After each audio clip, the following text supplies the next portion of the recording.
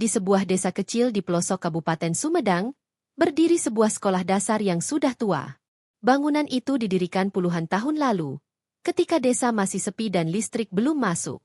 Dindingnya dari bata merah yang mulai rapuh, plesterannya banyak yang mengelupas, dan catnya sudah pudar dimakan usia. Atap gentengnya banyak yang retak dan berlubang. Saat hujan turun, air menetes deras ke dalam kelas, membuat lantai semen menjadi licin dan berbahaya. Murid-murid sering memindahkan bangku dan meja agar tidak terkena tetesan air. Kadang mereka harus belajar sambil mendengar bunyi tik, tik, tik air jatuh ke ember dan baskom yang sengaja diletakkan di pojok kelas untuk menampung bocoran. Meski begitu, anak-anak tetap semangat datang ke sekolah setiap pagi. Mereka membawa buku yang sudah lusuh, pensil pendek yang harus sering diraut, dan bekal sederhana dari rumah. Ada yang berjalan kaki beberapa kilometer, ada juga yang bersepeda melewati jalan berbatu. Semua dilakukan demi menuntut ilmu. Guru-guru di sekolah itu sudah terbiasa dengan keadaan memprihatinkan tersebut. Bu Yanti, guru paling senior, selalu berusaha menutupi kesedihannya dengan senyum. Sudah lebih dari 20 tahun ia mengajar di sana. Setiap kali melihat murid-murid belajar dengan antusias meski kedinginan atau kepanasan, ia merasa harus sekaligus bangga. Ilmu itu tidak mengenal tempat. Yang penting semangatnya. Begitu ia sering berkata. Namun jauh di dalam hati, ia tahu bahwa kondisi sekolah seperti itu tak layak untuk masa depan anak-anak. Salah seorang murid bernama Raka, kelas 5, punya cita-cita menjadi pilot. Ia sering berkata kepada teman-temannya, "Aku ingin terbang tinggi. Kalau aku jadi pilot, aku bisa lihat desa kita dari atas, dan semua orang akan tahu di sini ada sekolah hebat meski sederhana." Ucapan polos itu selalu membuat Bu Yanti hampir meneteskan air mata. Anak-anak memang punya mimpi besar. Hanya saja kenyataannya mereka harus berjuang di ruang kelas yang hampir roboh. Puncak keprihatinan terjadi ketika seorang wali murid, Pak Rahmat, memotret kondisi sekolah itu. Ia hanya seorang petani sederhana, tetapi ia ingin anaknya bisa belajar dengan aman. Ia lalu mengunggah foto tersebut ke media sosial dengan tulisan singkat, "Beginilah tempat anak kami belajar. Tolong siapa saja yang melihat, bantu suarakan. Kami takut suatu hari atap ini runtuh menimpa anak-anak."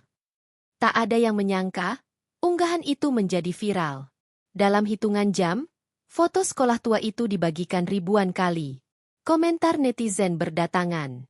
Ada yang marah, ada yang prihatin, ada pula yang menyalahkan pemerintah. Tagar "Save sekolah kami" bahkan sempat masuk trending. Media lokal dan nasional mulai meliput. Wartawan datang ke desa, mewawancarai guru, murid, dan warga. Bu Yanti awalnya bingung menghadapi semua itu. Ia hanya ingin murid-muridnya bisa belajar dengan tenang, bukan jadi sorotan nasional. Namun ia sadar, mungkin inilah satu-satunya cara agar ada perhatian nyata. Kalau bukan karena viral, mungkin tak ada yang peduli, bisiknya pada sesama guru. Tak lama kemudian, kabar viral itu sampai ke telinga pejabat daerah.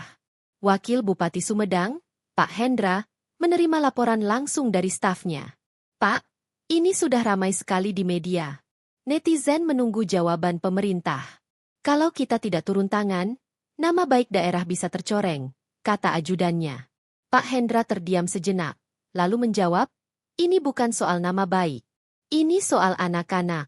Besok kita turun langsung ke sana." Keesokan harinya, suasana desa berubah heboh. Mobil dinas berwarna hitam memasuki halaman sekolah.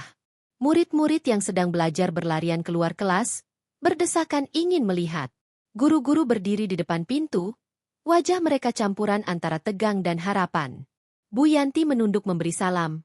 "Selamat datang, Pak." Wakil Bupati tersenyum dan membalas salam hangat, lalu menyalami semua guru. Saat meninjau bangunan, ekspresi wajahnya berubah serius. Ia berjalan pelan menyusuri ruang kelas, menyentuh dinding yang retak, melihat atap yang bolong, dan menatap papan tulis yang kusam penuh goresan. "Astaga, bagaimana anak-anak bisa nyaman belajar di sini?" gumamnya pelan. Seorang bocah kecil memberanikan diri berkata, "Pak, kalau hujan, kami pindah ke pojok. Soalnya bocor." Bocah lain menambahkan, "Pak, kalau angin kencang, genting jatuh. Kami takut."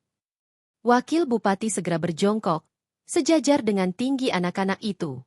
Ia menatap mereka dengan mata penuh empati. Kalian hebat sekali.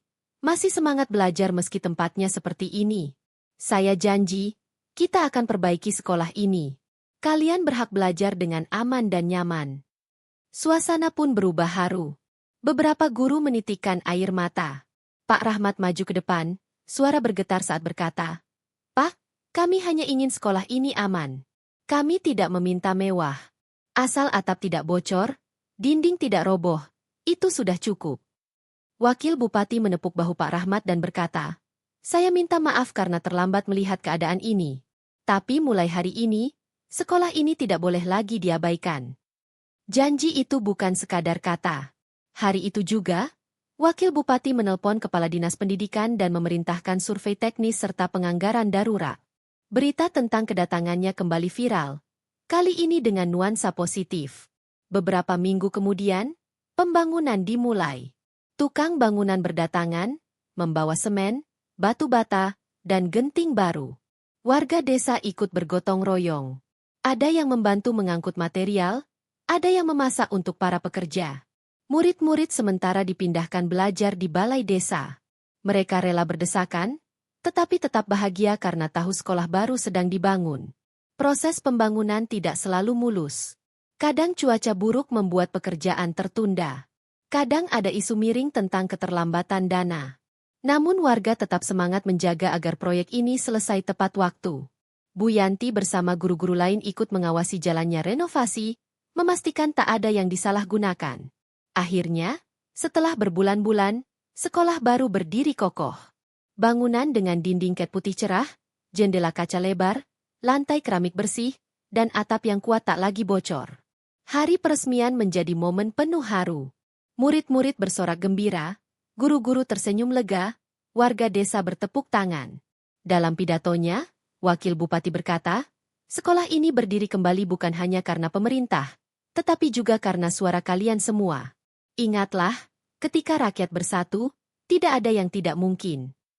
Bu Yanti meneteskan air mata kebahagiaan, melihat murid-muridnya kini duduk di ruang kelas yang layak.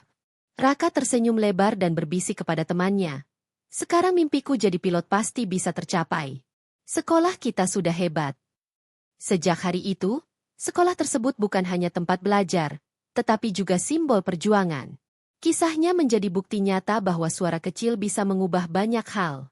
Viral hanyalah awal, tapi kepedulian bersama adalah kekuatan sesungguhnya.